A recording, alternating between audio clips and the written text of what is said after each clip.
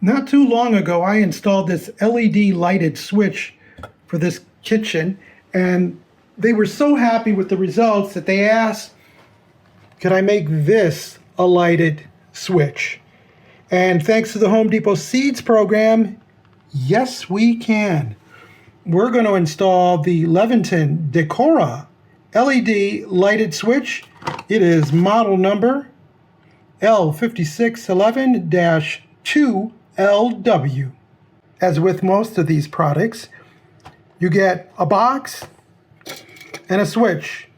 In our case, we won't need a wall plate because this wall plate will match this design, but you may have to get a wall plate for it. Instructions are not included in a sheet form, but instead are printed on the inside of the carton. First thing we need to do is turn off the circuit that controls that light switch.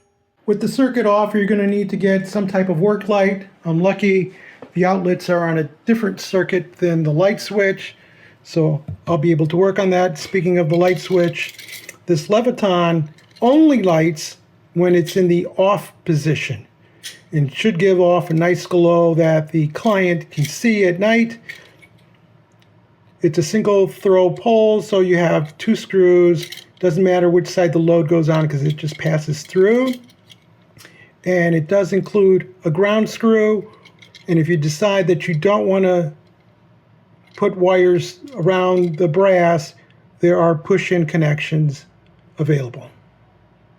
First thing I do is take off the screws for the cover. And this is a 3/16 flathead.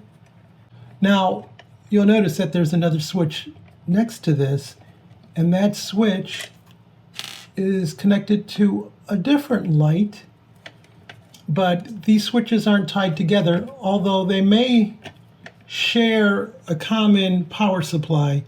We'll see how they've wired this up. So we take off the cover. There's no insulation, and I'm going to go and remove the box screw, and I'm noticing that it's not tight all the way to the base, that this was loose.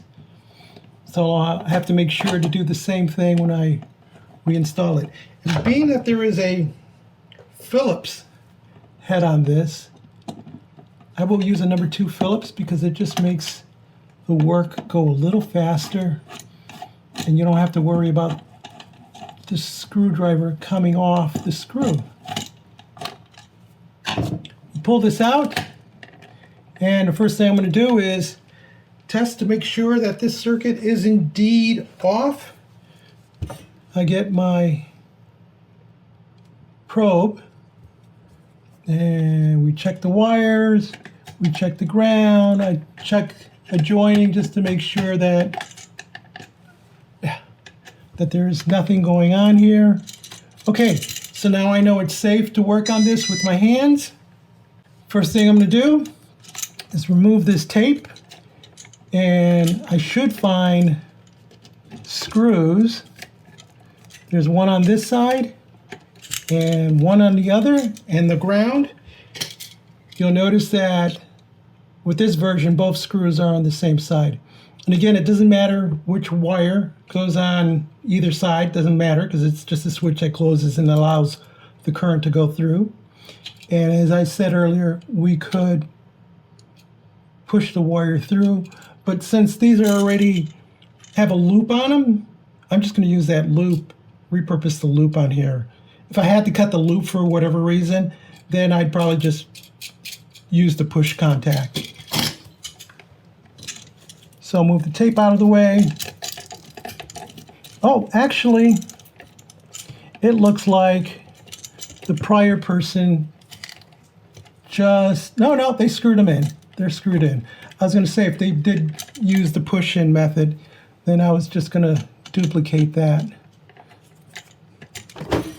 This is the more modern switch, and by modern I mean that it has a Phillips head on it. So that makes unfastening a lot easier. That screw came off, but that's no big deal. Let's a matter of fact, I'll probably just try this one out also, since we don't need this switch. There is no ground on this. This switch, the new one, does have a ground. So if I can pick up a ground here and I see one back there, I will attach that ground here. That'll be the first thing I attach, is the ground, and then wire up my my two blacks. I almost forgot to mention, there is a top and a bottom to this, and they actually mark it for you. TOP, top. If you do that, then this will be the off position, and that'll be the on position. Now that I have a ground wire that's available to me, I'm going to connect that here, screw it in with a number 2 Phillips screwdriver, and I place it so that when I turn, it's wrapped around the screw in the same direction that the screw will be turning, which is clockwise. That way it locks into position. And I tend to do ground first, then if they're neutrals, I do that next. Then finally the leads. In this case, it doesn't matter because they're both, load, carrying a load. So just pick one, attach to it, and then move on to the next. And these have these little metal flaps. So you want to make sure that you're on behind the screw head and not underneath the flap. They're good if you want to try just sticking the wires straight to, or if you have a tab connection, which we don't in this situation. And you may have to open up these loops. As you can see, the person who did these prior made them really tight. So I'm going to have to go in there with a long nose or a screwdriver and just open them up so that they wrap around these heads. And as you'll see here, I like to tighten that just like the prior guy did, so that it's not going to slip off, even should the screw get loose, which it won't be when I'm done with it.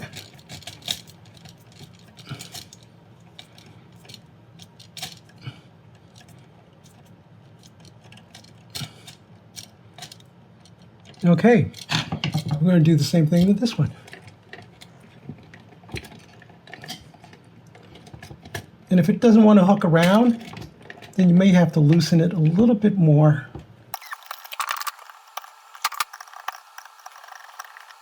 With that connection finally made, I'm going to throw a little piece of electrical tape, just like that guy had done. When applying your electrical tape, make sure you don't cover that screw, which is easy to do.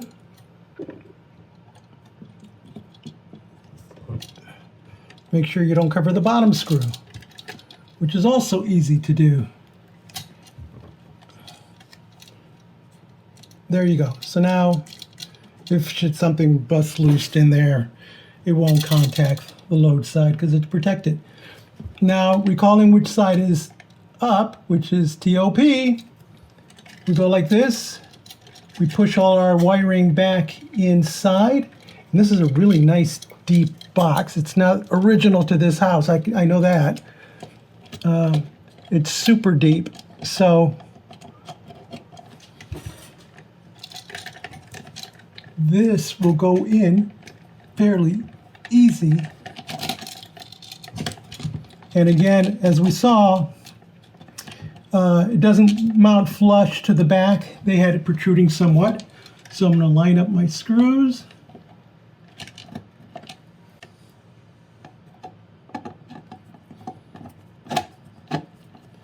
Start one, set up the other.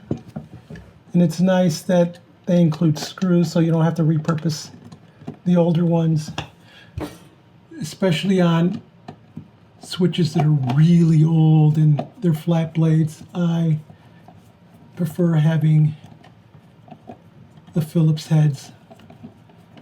And if you need extra torque, there's also a flat slot built into this.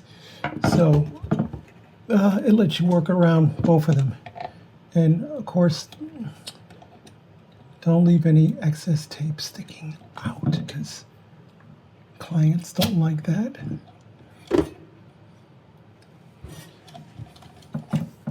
With the screws mounted to the box, now we're ready for the plate. Should they go in cockeyed, you have some room, wiggle room at the top and bottom, so you can align it a little bit better. And also, let's say they're just tilted on you, then take it back out, redress the wiring back there, because it's probably the wiring that's making it go that way. And you should be able to get them fairly flush and nice when you're done. So all we need to do now is put in our 4 screws, and then we'll be able to switch on the circuit and make sure this works. And I like going vertical on the screw heads. It just gives it a nice look. With the circuit switched on and our work light off, we're able to test the circuit out. It gives a nice muted glow that can be seen from, easily be seen from across the room. So I would say this is a success. I do notice there is a slight outline of light on the upper part of the switch. It's not a good thing, not a bad thing. It's just an observation. Probably helps find the light a little bit better, you know, since this can be seen at a wider angle than the front, which is a lot dimmer. Light on, light off. If you found this video interesting or useful, give us a thumbs up, leave us a comment, join the subscription team, and as always, thank you ever so much for watching.